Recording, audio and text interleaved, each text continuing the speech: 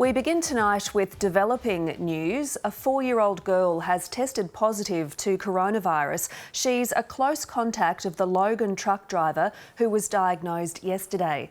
The child attended the Boulevard Early Learning Centre at Mount Warren Park, which has connections with Windaroo State School. Students and their families have been asked to quarantine for 14 days. Earlier today, a special exemption saw a stranded 3-year-old back in the arms of his mum. He's the little boy who captured the heart of a nation, reunited with his anxious mum after 8 weeks. 3-year-old Memphis Francis had been stuck in New South Wales while visiting his grandparents. He flew in with the help of Angel Flight after being given an exemption to come home. We are so excited to get him home. But thousands of people are still stranded, despite beds opening up at hotels. This couple who've bought a house in North Queensland are stuck in the back of Bourke. We're struggling now. We've got a cat and a dog on board. We were hoping to be in our new home within 5 days. We've now been out of the place for, nearly 2 weeks this coming Monday. It's extremely tiring.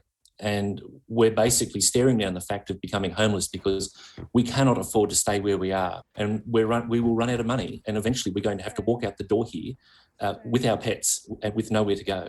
Attacked over her tough stance and border closures, the Premier denies she's fuelling fear over COVID as the state grapples with another positive case, a 4-year-old girl who was a close contact of an infected Logan truckie, prompting more exposure sites. You've been accused of scaremongering though? Not at all, not at all. She remains defiant about her use of Doherty Institute data about high death rates.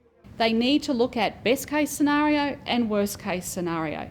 And is not backing down on the unknown effects of Delta on unvaccinated children under 12. These are legitimate questions that Queenslanders and Australians want answers to. It is not about being against a national plan. The Chief Health Officer's defended claims she's playing politics by backing up the Premier. You're making political decisions about I'm not making political decisions. You are. You're stopping who comes in and who doesn't. Sorry, you've got me quite upset now. She says her only motivation is saving lives. I do not want to see any death of a Queenslander that is preventable. The family of 5 who drove in from Victoria have all tested negative and their school will reopen on Monday, as our full vaccination rate sits at just 32%. Please don't wait until we have a major outbreak like Victoria or New South Wales. At the border, a grandmother from the Tweed plays soccer with her Queensland grandson. I don't have many nice words for Anastasia Palaszczuk. Gifts and goods are exchanged as friends and families reunite. It's lovely to see them. We haven't seen them for months. There's no word on when Queensland will open up. Lexi Hamilton-Smith, ABC News. The Premier has apologised for allowing a football entourage to fly into the state while residents returning from COVID-19 hotspots were locked out. It triggered a furious response from residents stuck over the border. Here's state political reporter Rachel Rieger. After days of anger from locked-out residents. Well, they're coming from Sydney and stuff like that. How can they be less of a threat than us? It's taken every toll possible. The only thing I've got is my 3-4 bags that I've packed. And pressure from the opposition. Why has the Premier prioritised a sporting entourage over everyday Queenslanders? Today, the Premier conceded the wrong call was made to allow 100 NRL officials and families from Sydney into the state. And I apologise. It was not the right thing to do when we had the pause.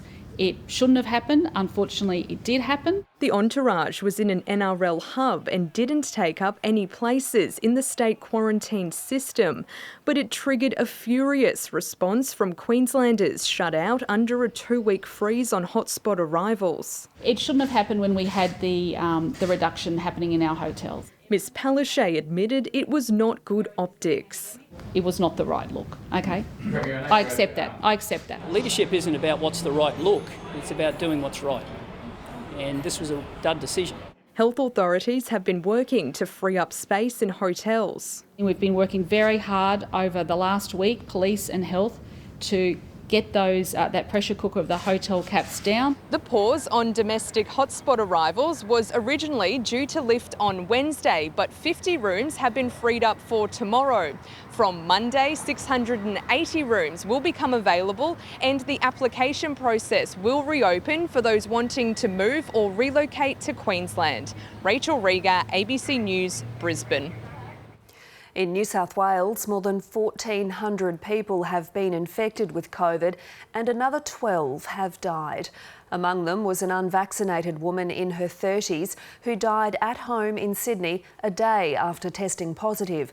Premier Gladys Berejiklian has warned case numbers could become scary but should peak in the next fortnight. She insists the health system will cope.